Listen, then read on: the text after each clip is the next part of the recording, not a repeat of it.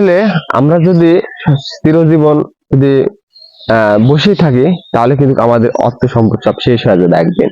কিন্তু আমাদেরকে কর্ম করতে হবে, যে কোনো কর্মই হোক করতে হবে, আমাদেরকে বসে থাকা যাবে না। এবং আরেকটি কথা, আমাদেরকে মহান আল্লাহ তাআলা সৃষ্টি করেছেন, এই পৃথিবীতে সৃষ্টি করেছেন সেটা কিছু না কিছু করার জন্য, কিন্তু কারোর জন্য কেউ আটকা থাকে না, এটাও ঠিক।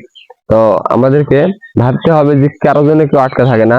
আর আমি যে একজনকে মনে প্রাণে ভালোবাসি, সে আমাকে কিন্তু অ্যাভয়েড করে, সে ভালোবাসে না এবং আমার সাথে কথা বলতে ঘৃণা করে।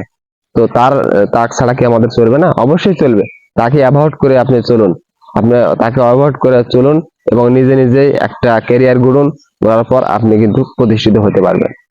আপনাকে ধৈর্য একটু সময় লাগবে, কিন্তু আপনি ক্যারিয়ার গড়তে পারবেন। আপনি ওর কথা চিন্তা ভাবনা বাদ দেন।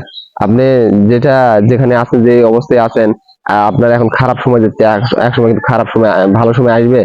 আপনার এক সময় ভালো সময় আসবে, ভালো দিক আসবে, আপনাকে বুঝতে হবে। আপনি যদি ভালো একটা কিছু করেন তাহলে দেখবেন যে আপনি প্রতিষ্ঠিত হতে পারবেন।